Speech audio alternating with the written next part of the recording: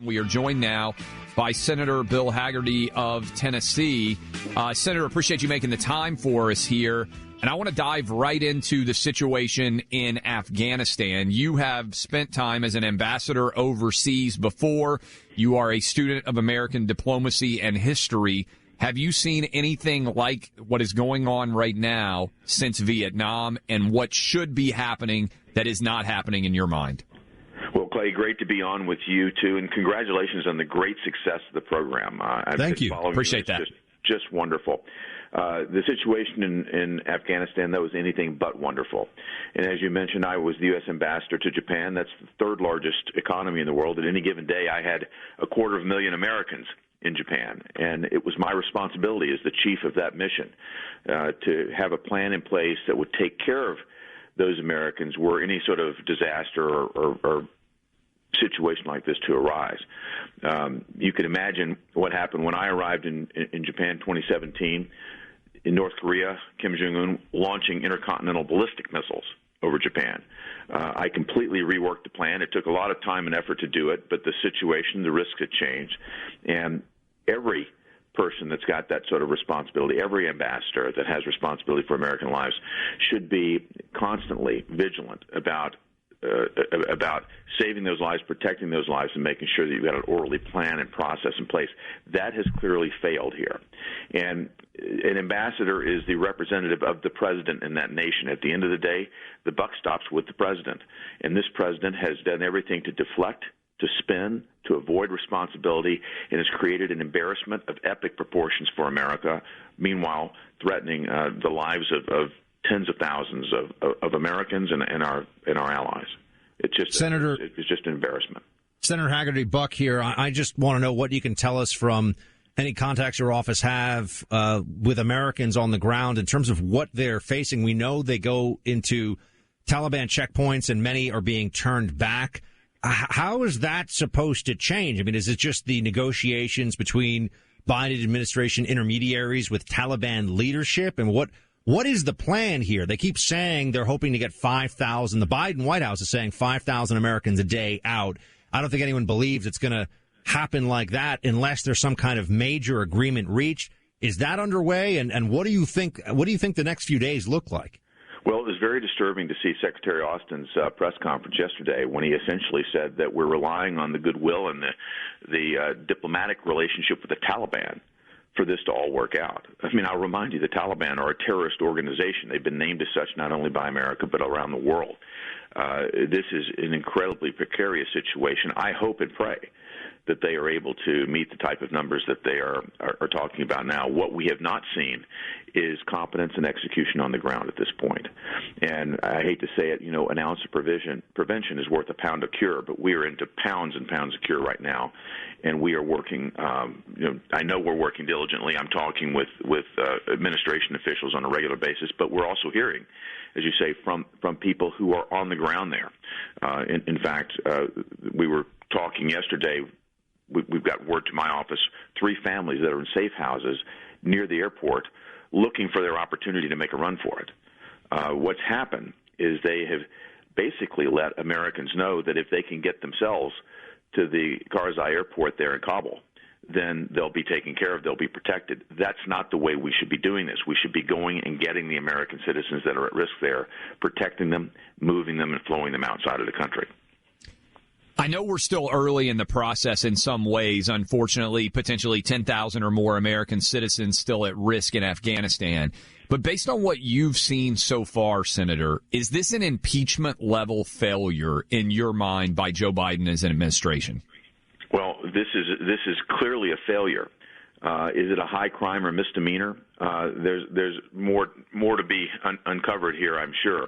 But I would say this: right now, we need to be working together and forward-looking to make certain that President Biden undertakes his most precious responsibility, and that is keep safe the lives of American citizens.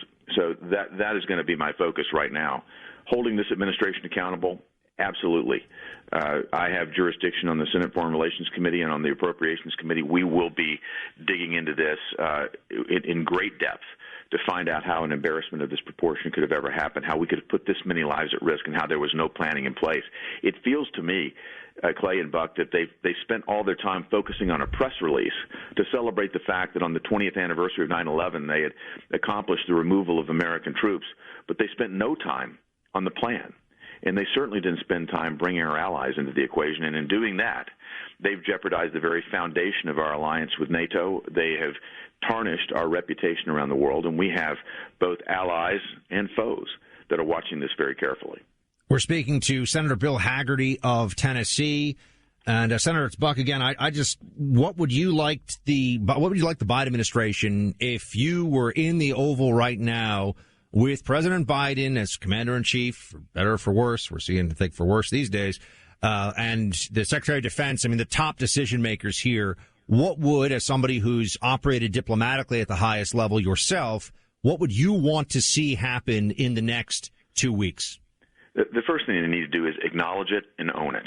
Quit spinning, quit deflecting, but engage in a real process of getting this resolved. In my own view, I would put somebody in place responsible for the overall rectification of this situation. I'm talking about someone serious who's had on-the-ground experience there, who has diplomatic capability, and this is nothing against the two-star general that's coming in right now to operate the airport. Is nothing against the career ambassador that they're sending in from the State Department to oversee civilian operations, but I think you need somebody in with real gravitas and experience who can come in, who understands the theater there, who can come in and work with our allies, who can work with our own people, and who can see to the orderly execution of a workable plan.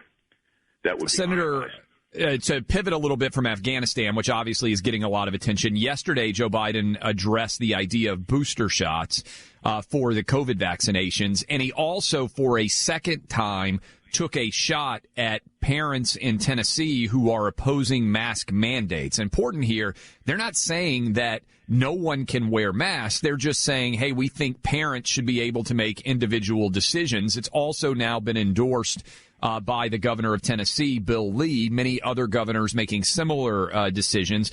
What do you think of Joe Biden consistently deriding the opinions of parents? I'm one of them in many different school boards around the Nashville area who are standing up and saying the data doesn't support masks on school children. Biden keeps taking shots at those parents. Well, Clay, you've been a tremendous voice in this, but it's just shocking to me that Biden is spending more time waging war on Americans than he is our adversaries.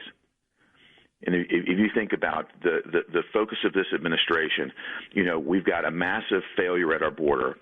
We've got inflation that's moving through our economy at a pace that's unbelievable. We haven't seen it since Jimmy Carter's era. And, they've got a crisis in Afghanistan that is just beyond anything we've seen since Saigon. It's Saigon on steroids. Yet this is what he's spending his time doing, attacking parents for decisions that they're going to make, personal decisions that they need to make for their own children. And it's just a travesty.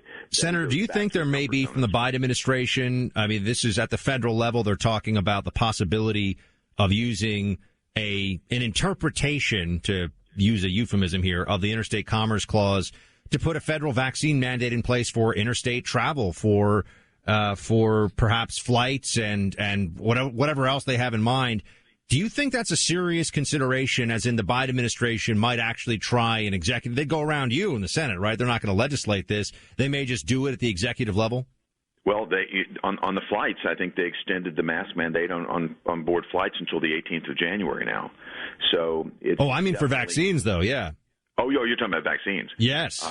It's something that, it is certainly something I'm sure they are contemplating. But what they need to be focused on right now is addressing this failure in Afghanistan first and foremost, and getting our economy back on track without pumping more and more inflation and more stimulus into it, and dealing with the border crisis on the southern part of our country that is a national security disaster.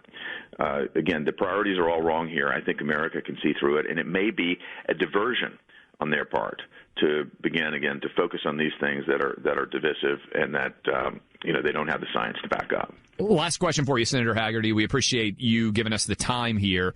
In addition to Afghanistan and COVID chaos, you've also got the budget, which is working its way through in conjunction with the infrastructure bill. I'm curious, inside of the Senate, what conversations are taking place associated with what they're saying is a $3.5 trillion budget bill, even though it may cost more. Does the situation in Afghanistan cause more trouble for Joe Biden as it pertains to this budget process? What are you picking up in that respect in the Senate right now? Well, I think this whole situation in Afghanistan has really put a bright light on the lack of competence of this administration and their Democrat allies in the Senate and in the House.